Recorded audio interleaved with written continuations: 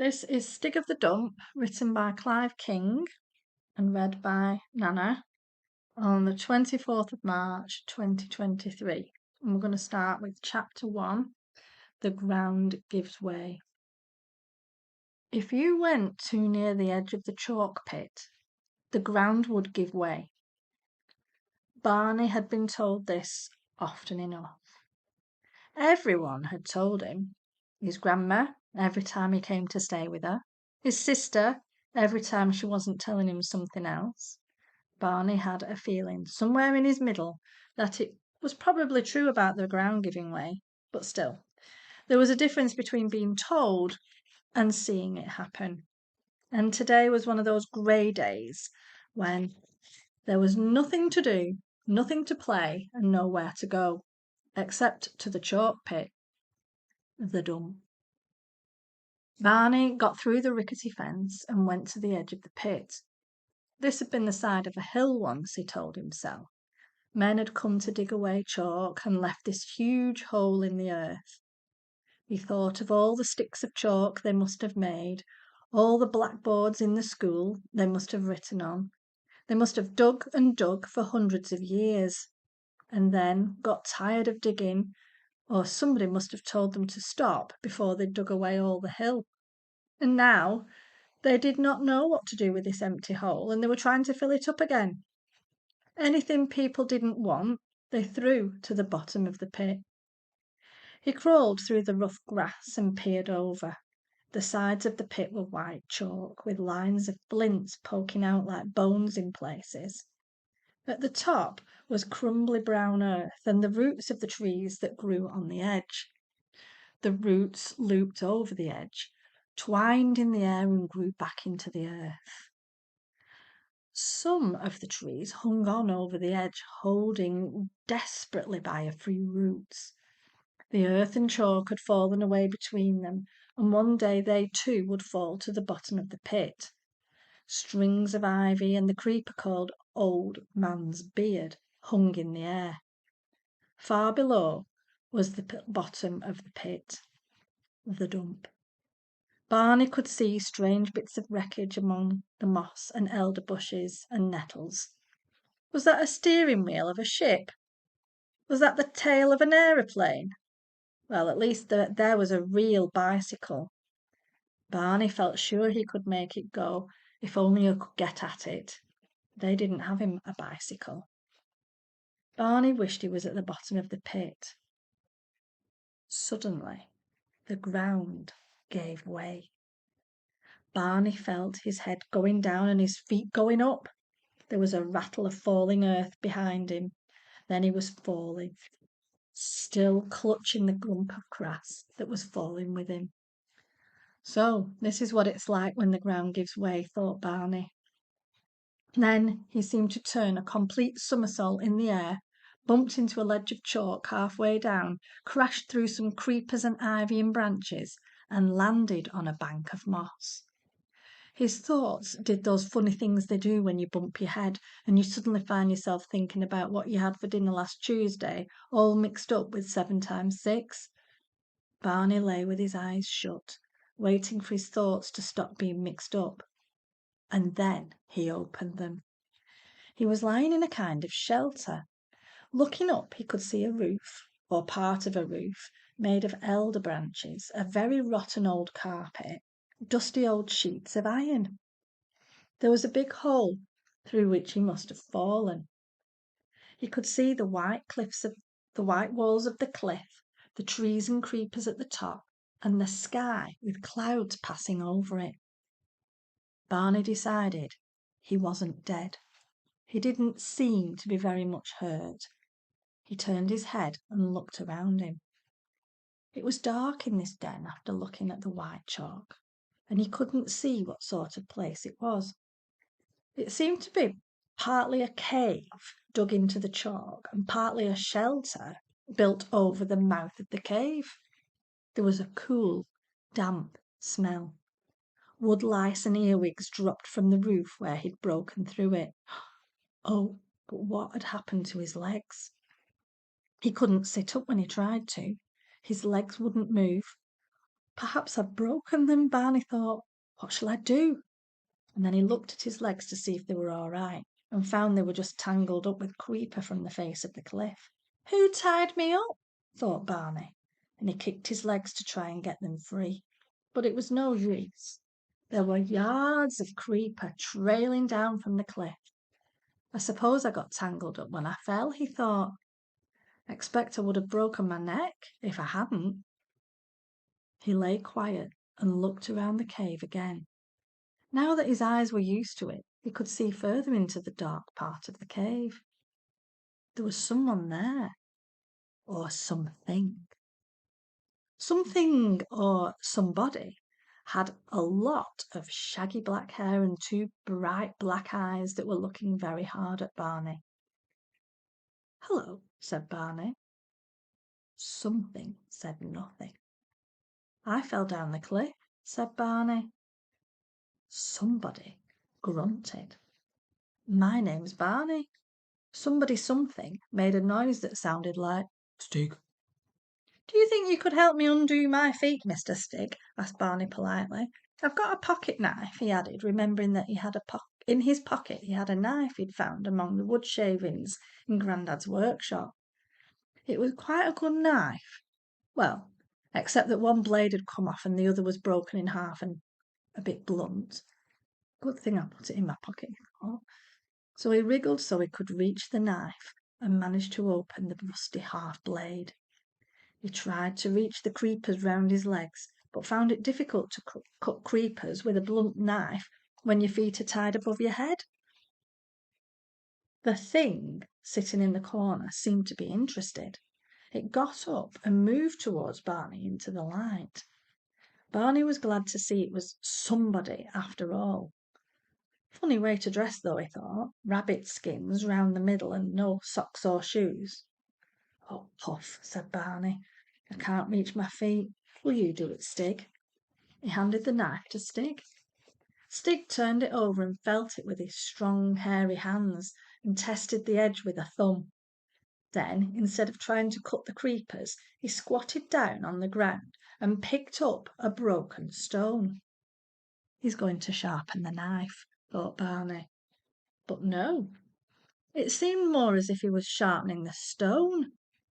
Stig was carefully flaking tiny splinters off the edge of the flint until he had a thin, sharp blade.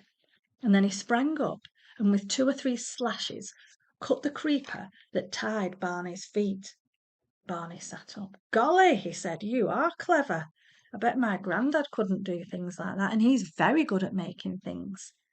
Stig grinned, and he went to the back of the cave and hid the broken knife under a pile of rubbish. Oi, that's my knife, protested Barney, but Stig took no notice. Barney got up and went into the dark part of the cave. He'd never seen anything like the collection of bits and pieces, odds and ends, bric-a-brac, and old brock that this Stig creature had lying about his den. There were stones and bones, fossils and bottles, skins and tins, and stacks of sticks and hanks of old string. There were motor car tyres and hats from scarecrows, nuts and bolts and baubles from brass bedsteads. There was a coal scuttle full of dead electric light bulbs and a basin with rusty screws and nails in it. There was a pile of bracken, newspapers, that looked like it was probably used as a bed. The place looked as if it had never been given a tidy up. Oh, I wish I lived here, said Barney. Stig seemed to understand that Barney was approving of his home, and his face lit up. He took on the air of a householder, showing a visitor round his property, and began pointing out some of the things he seemed particularly proud of. First, the plumbing. Where the water dripped through a crack in the roof of the cave, he'd wedged the mudguard of a bicycle. The water ran along this, through the tube of a vacuum cleaner and into a big can with writing on it. By the side of this was a plastic football carefully cut in half, and Stig dipped up some water and offered it to Barney. Barney had swallowed a mouthful before he made out the writing on the can. It said, "Weed killer." However, the water only tasted of rust and rubber. It was dark in the back of the cave. Stig went to the front where the ashes of a fire were smoking faintly, blew on them, picked up a book that lay beside his bed, tore out a page, rolled it up, and lit it at the fire, and then carried it to a lamp set in a niche on the wall. As it flared up, Barney could see that rather than lamp, it was actually an old teapot filled with oil and a bootlace hanging out for a wick.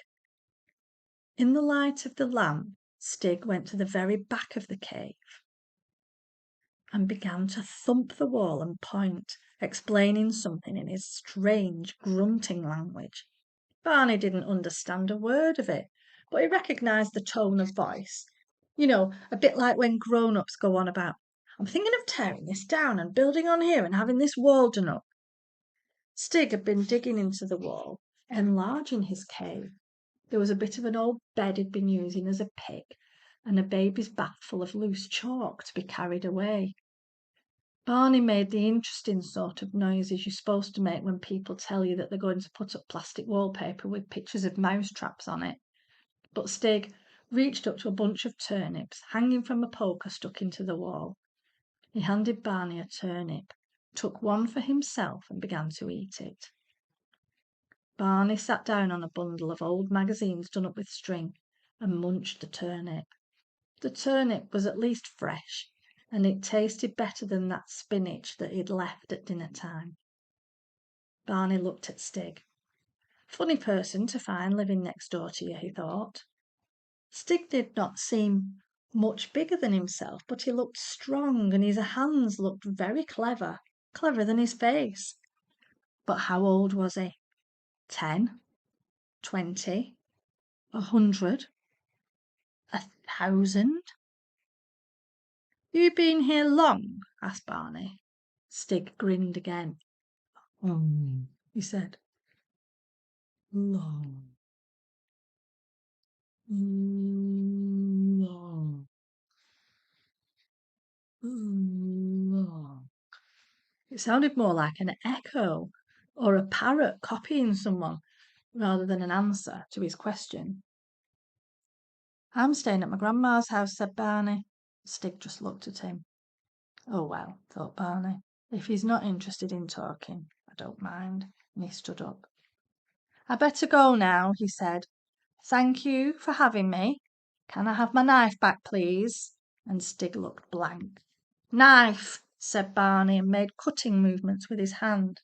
Stig picked up the sharp, worked flint from the floor and gave it to Barney. "Oh, can I have that?" exclaimed Barney. "Thank you." He looked at the stone, hard and shiny, almost like a diamond, but much more useful. He put it in his pocket, said goodbye, and went out of the low door of the chancel.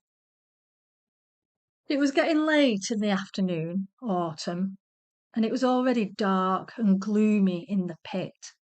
Barney knew there was a way out at the other end of the pit, and by going the long way round he could get back to the house. There were rustlings in the dry leaves and muffled sounds from the middle of a bramble patch, but he didn't mind. He felt the hard stone in his pocket, and he thought of Stig in his den under the cliff. You weren't likely to find anything stranger than Stig wherever you looked, and well, Stig was his friend. When he got back to the house, his grandma and sister Lou were coming in from feeding the hens. "Where have you been all this time?" asked his grandma. I went to the chalk pit," said Barney. "All by yourself?" exclaimed Lou.